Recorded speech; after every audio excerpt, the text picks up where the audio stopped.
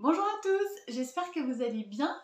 Aujourd'hui, on va parler anxiété, angoisse et je vais vous donner une petite astuce qui, j'espère, va vous aider pour essayer de gérer votre anxiété ou vos angoisses. Si vous êtes nouvelle par ici, bienvenue. Je m'appelle Célia, je suis coach en manifestation consciente, amour de soi et exploration intérieure. Je propose des séances individuelles et aussi un accompagnement plus long, amour, joie et basta.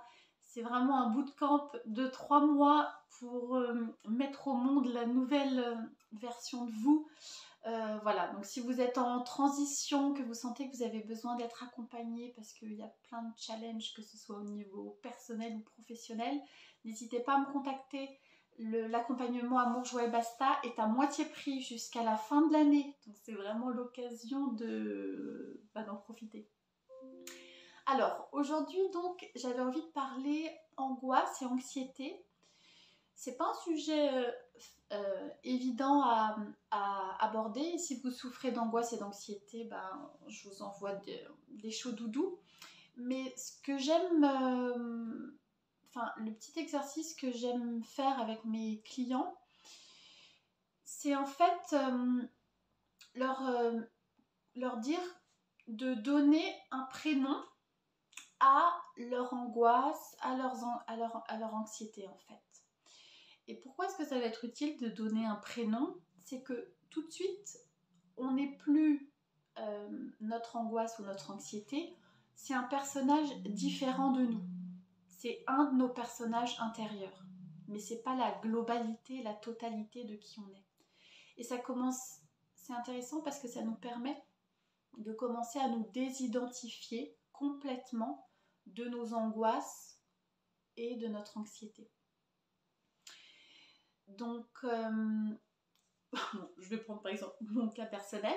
Donc, si je sens que j'ai un état angoissé, que j'ai de l'anxiété, qu'il y a des choses comme ça pas cool qui remontent, je peux par exemple appeler mon angoisse Micheline. Et quand je sens qu'il y a un pic d'angoisse, première chose, respirer. C'est toujours la base, mais parfois on l'oublie parce qu'on est un peu en apnée. Donc, un peu, vous savez, comme quand on est choqué, qu'il y a quelque chose qui nous arrive, on oublie juste de ventiler notre corps et d'envoyer de l'oxygène. Donc, la première des choses, c'est respirer. Et simplement, avant la crise d'angoisse, si on a la micro-pensée de « Ah merde, c'est Micheline qui revient », et ben c'est cool.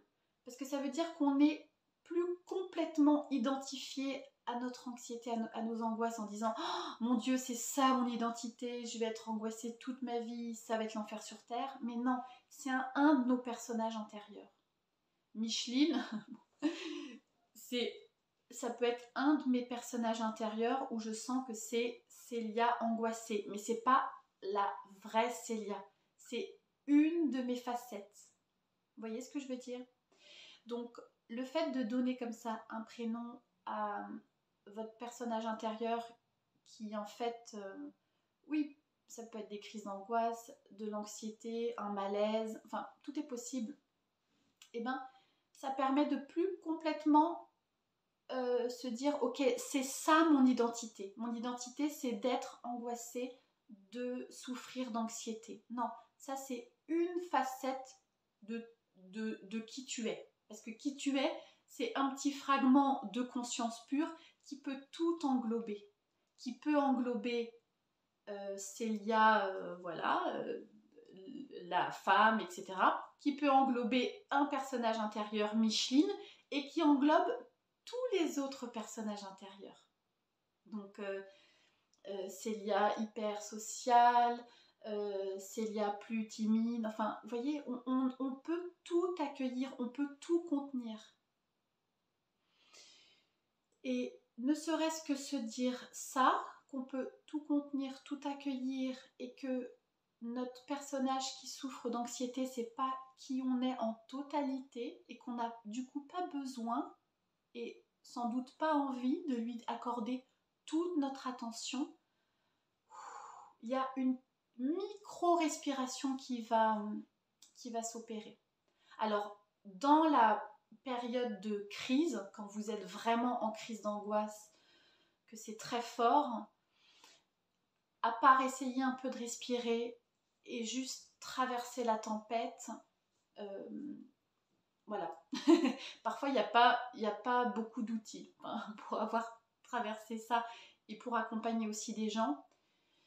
Alors, bien sûr, vous faire accompagner, ça c'est hyper important, par une personne avec qui ça résonne, vous vous sentez en confiance, parce qu'il n'y a pas besoin de gérer ça tout seul, et c'est trop difficile parfois de gérer tout seul, donc bien évidemment vous faire accompagner.